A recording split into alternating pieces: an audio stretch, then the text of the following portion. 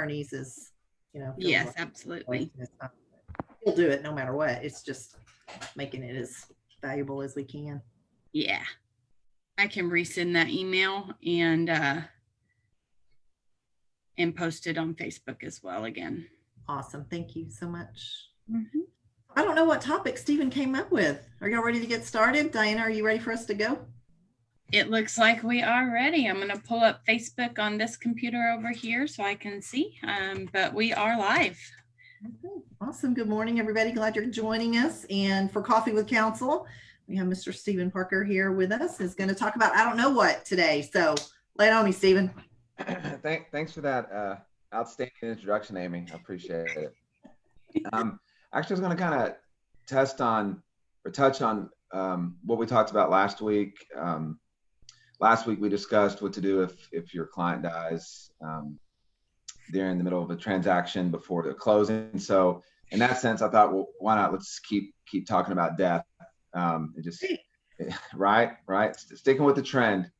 But I was going to kind of go over kind of on the title side, the way we handle different transactions when someone does die. And I'm not talking about during a transaction. I'm talking about dealing with someone that died and verifying it in order to have a clear title on for title insurance purposes. If there's a death in the chain of title. Correct. Exactly. Mm-hmm. The most common, well, I don't know if it's the most common, but the one that I guess the easiest for everyone, if it's been done, is if it's been probated. Obviously, if that person that's died, they're probated, it's very simple. You go to their will, and their will tells you where all their property went. But probating a will at a minimum, even if you do a minimum of title, you're looking at $2,000, and then if you're doing just a regular probate, you're starting at $4,000, but it's going to go, if they have quite a bit of assets, it's going to go higher than that. So there's a lot of people that die with wills, but then don't probate them. In Texas, and not every state's like this, but in Texas, you only have 4 years to probate a will. And so sometimes I've talked to clients that, did they die with the will? Yes. And it's like, oh, did you probate it? Well, no, we haven't yet. Well, how long ago did they die? 5 years ago. Well, if you have a will but you don't probate it, that's like dying without a will. So so it's, a lot of people think just having one takes care of it, but if the will's not probated within the 4 years after the decedent passes away, then they died. They died basically without a will. When that happens, you go to intestate succession. Intestate succession means dying without a will, and it follows the statute that Texas has that they've written that says based on when you died, how many kids you have, and if any of them are with more than the person you're married to at the time of your death, your assets go to different people based on that. The most common, if your kids are with the same, if you're married once or you're married and your kids are with that person, your surviving spouse, then everything's going to go, as far as community property, just to your surviving spouse. But anytime you have any other kids outside of that marriage, then what you have is going to go to all your kids equally and go around that surviving spouse. Now they might have a life estate and some of the separate property, and obviously there's homestead rights. They can't get kicked out of the property. But so on our end, when that happens, the only way since there's no probate, the only way to show what happened and where everything went is with an affidavit of heirship. You probably heard that term before. Mm-hmm. And so you file an affidavit of heirship, and that talks about how many times they were married, how many kids they had, that type of stuff. And then we record it in the county records. I tell people all the time that the real estate or the property passed the second the decedent died. So it's not like it only happens when we record the affidavit of heirship. It happened upon their death. The purpose of an affidavit of heirship is it leaves a paper trail.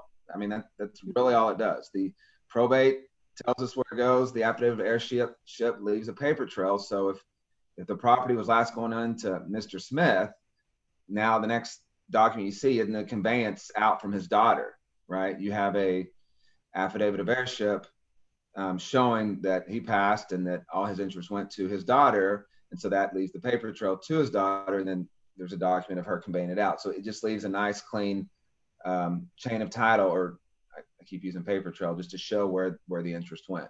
Mm-hmm. Another common way that we're seeing more of, and it's because Texas introduced them in 2017, is transfer on death deeds. I'm sure you're familiar with that term. Basically, the way that works, it's a document, I think I touched on it last week, that you prepare and record before you pass away, that says, upon my death, my interest goes here, and it tells where it goes. And the advantage of that is that it goes around probate. So that's, a lot of times people, they want to probate their will because they don't want their heirs to have to deal with it. So they're saying, oh, I don't want to bother them. I just want to make it as easy as possible. Well, if all you own is real estate that you're really concerned with, a transfer on death deed recorded prior to your death would take care of it. And that would easily be a lot less expensive than probating a will. Like I said, the probating is $2,000 to $4,000. The transfer on death deed, you're looking at the cost of the deed plus recording. I mean, you're looking at under $200 for that easily. And then in that situation, if it came to us, depending on how recent it'd been since they passed, we'll require an affidavit with the death certificate showing that they did pass away, and then pursuant to the transfer on death deed, it goes to this party. But that's an option we're seeing more and more. So when people talk about the different ways to handle it, it's ever expanding. The probate, I guess, is the easiest, but it costs more.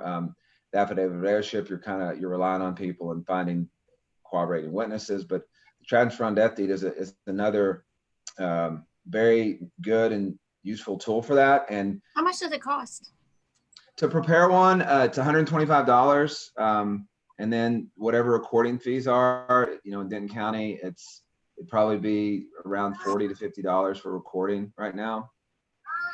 And the great thing about transfer on death deeds is they cannot be, they're all revocable. Like per Texas statute, they have to be revocable. Even if the transfer on death deed says this is not revocable, it's still revocable. So if someone, if you prepare a transfer on death deed and record it, and then you sell the property before you die, that's called revocation by instrument. So you revoked it by that instrument. So even if you say it's not, and it can't be challenged by probate, it can't be, it's a pretty solid document that Texas came out with a few years ago that I see a lot more clients doing on our end. The primary key with it to keep in mind is it has to be done prior to that person dying and filed. It needs to be done immediately if that's the tool you want to use in case you do die. So if you're married right now and you have children from a previous marriage, and you're trying to protect that spouse if something happens to you, it's smart to go ahead and have one, right, Stephen? If that's Correct. what asset you're trying to protect. What you're saying is if you don't update your will, it could be overturned by the courts, that transfer on death deed? No, that's what I'm saying. That's what's great about the transfer on death. They go around probate. Me saying it's revocable, what I meant by that was that you file it, and then if you change your mind, you can file a revocation instrument, or just, let's say you sell the property, that revokes it as well. But no, that's the transfer on death deed cannot be challenged by probate. It goes around probate. Not yet, Maddie. No, put it up. If you get divorced, it ends it too, right? There's language in there for that, depending on how you want to write that, that you can put, if you leave it to your spouse, if it still goes to them, that type stuff. But generally, yes, that would terminate that as well. That's a good point, Amy. Thank you. That can go, you can draft around that, I guess is what I'm saying. But generally, the general rule is, yeah, if you have a transfer on death deed to your spouse and you divorce, it's not going to go to them. Can you circumvent, personal situation. So my grandfather died. He had kids and relatives that I couldn't even find.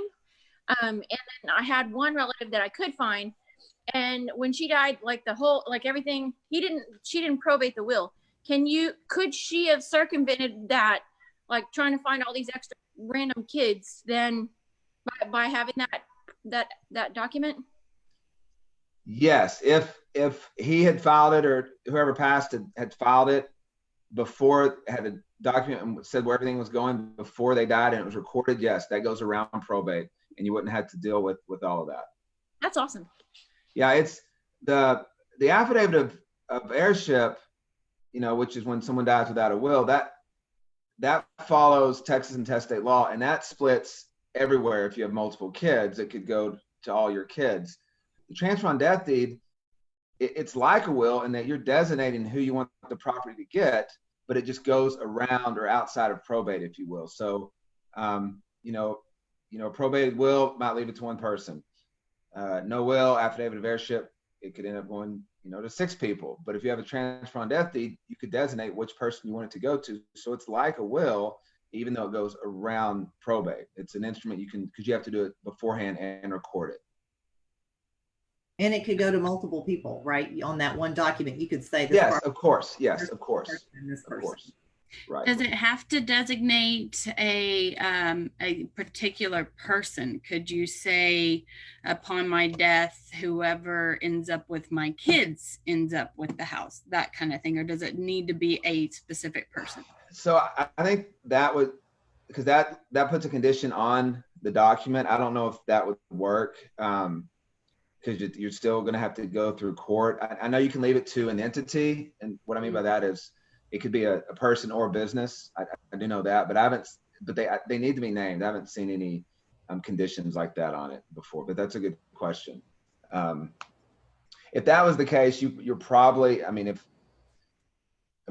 that's the point and you have younger kids or that type of stuff you mentioned, you know, that you're looking at having a trust created, that's the type of thing where you might end up needing to go through probate, where they designate the beneficiaries of the trust of your kids and who takes care of them. Okay. So you had mentioned before something about being married and having kids outside of that marriage. So say, you know, I passed away, my husband has a kid that's not of the marriage, I have 3 that are not of the marriage. If I were to pass away, whose interest would that my half become? How many kids do you have? I have 3 that are of my marriage, or Okay, not then of yours. Okay, so yours and his, interestingly, would go different ways. If you passed, your interest would go to him because you don't have any kids outside of your marriage. No, I do. Yes, I have Okay. 3 that are outside, and he has 1 that is outside. Oh, okay, I misunderstood. So in that example, your interest would go to your kids. Now he would have so all 3 of them. So, and if you had 1 with him and 2 outside of it, it would still go to all 3. Because if in that situation, because the idea is, the reason that the statute's written where they assume that if the husband and wife have the same kids, it's of the same marriage, that it can go to the surviving spouse because they will take care of their own kids. But when you start getting step kids, then it just goes, all right, we're just going to go to all the kids and cut the spouse out. There's 2 different standards of intestate succession. Some states take care of the surviving spouse, and others take care of the kids. And Texas is more of a kid-friendly state. So in that example, it would go to the 3 kids.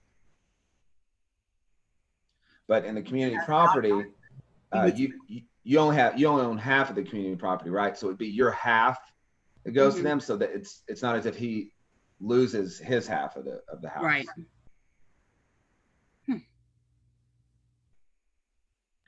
But when you think further into it, say you have adult children, right?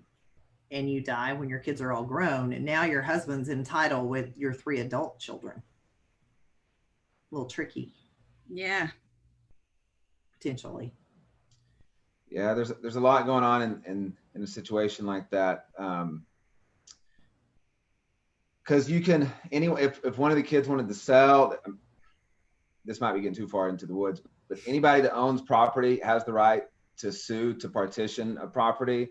So if they want to be bought out and they can't come up with a solution, one of those kids and potentially could file a suit to partition the property. And if it's a 20-acre tract, it's easy to partition. But if it's a house, then usually the only way to partition it is to sell it.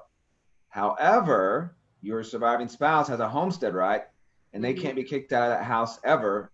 So that homestead right would trump it. But if they leave the house, in other words, cap it as a rental or something, then they could do that. So it's a lot of moving parts there. Yeah. But I think it's always a good idea to have some sort of plan, whether it's a transfer on death deed or probate. I've been working on with a couple of individuals for months now, trying to get property into their house into their names. And it's just lots of affidavits of heirship. And I've seen it time and time again. Oh, he'll sign it. He'll sign the deed over to me. We're close, talking about a sibling or something. And people act different when money is involved. I mean, this one lady, we were to the final portion. The last portion was getting her mom to sign it off to her. And her mom was in a nursing home and passed away during this, not because of COVID, but did pass away. Like, oh, do you have any siblings? Yeah, I have 7 of them. Well, not all 7 siblings wanted to sign off on it. They wanted to get their fair share. And it's just, and she thought they would. It's just, when money's involved, family acts different. It's just part of it. So I'd always recommend probate. But if you only have real estate, then maybe you just do a transfer on death deed, and that would help with that as well. Yeah. Interesting. Some things to think about. Let me make sure we don't have any questions over here.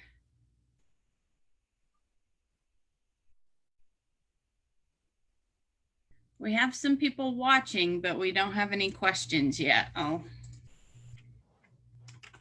open it up to them.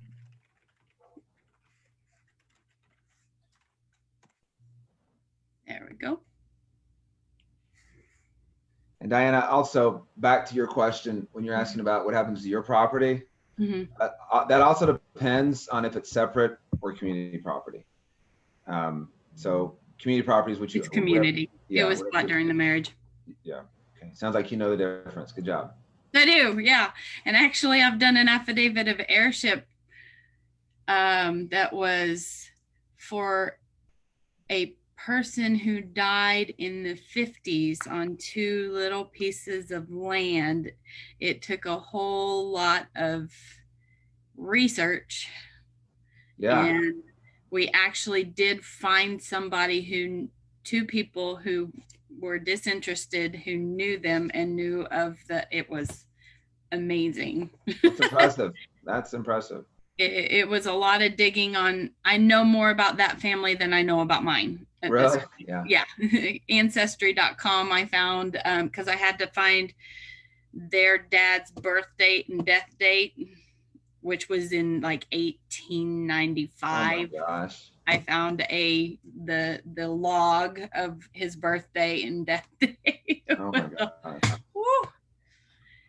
Yeah, it was a ordeal, and we're talking about like $900 in commission. It was, but it became a puzzle, and so it was one of those things I just wanted to know the end of. So yeah, I'm very familiar with those. Yeah, I'll bet. That's a long story, but a great one. Well, when I used to do oil and gas, we'd have to follow out airships and same thing. And that was different because usually these people had mineral rights. And what happens is grandpa reserves all the minerals and then he dies. And since the minerals, you can't hold them, right? People forget that they have them. And then years later, oh yeah, you have a mineral interest. And that's always fun. Yeah, I don't know anything about mineral rights. Yeah, luckily we don't have to deal with those in the title industry. That's good. We get that question a lot though, don't we, Stephen? They want to know what minerals they have, and Stephen probably has some good resources to direct people to find that out, but it's not something we insure or research. Yeah, no, that's a valid point. Yes, Amy, I do. If there's ever someone questioning, I can send them to a landman. An attorneys charge, by the hour, whereas a landman charges by the day. And for that type of stuff, can usually do just as good of a job. But yeah, that's a good point. But it would just be too hard to insure against them because, you know, since it's not tangible, people reserve all the time and just forget they reserved it, you know, or maybe they didn't forget, but maybe their spouse forgot, right? And so if you have a few generations without probating and now all of a sudden you're trying to track it down, you're probably a lot to like what you did, Diana, just making a family tree. Yeah. Yeah. I'm assuming I don't have mine because if you look on Google Earth, we've got a lot of wells around us, like you can see them. So I'm assuming somebody has mine. Yeah. All right. What else? Are mineral rights treated like non-realty addendum kind of maybe? No, I mean, there's still real property. There is the addendum on a contract when you are reserving the minerals, but mineral rights are still considered real property. The reason they're just not followed is, you know, usually if you own a house and the surface, it's maybe it's you and your spouse, but the minerals, people can reserve half of the minerals or 1/4 of the royalty paid on the minerals. It just can fracture in so many different places. But yeah, it is treated as real property. And the rule of a conveyance document is you convey everything you own minus whatever you reserve. So if you had half the minerals and you didn't reserve the minerals when you sold it, then the minerals went with your transaction when you sold it. But yeah, it's definitely real property. That might be a good document and topic for us to talk about, is that mineral right information at some point. Stephen, we might brush up on that. I know you're very versed in that topic. Yeah, and sure. Yeah, that might be a good one for next time. I don't think a lot of people thoroughly understand minerals. We have an addendum that says we're not going to research minerals. We don't know minerals. So most people didn't ever brush up on it. Sure. I don't understand them. Okay, that'll be a good one for next time then. We have a topic. Woo-hoo. So let's see, what date would that be?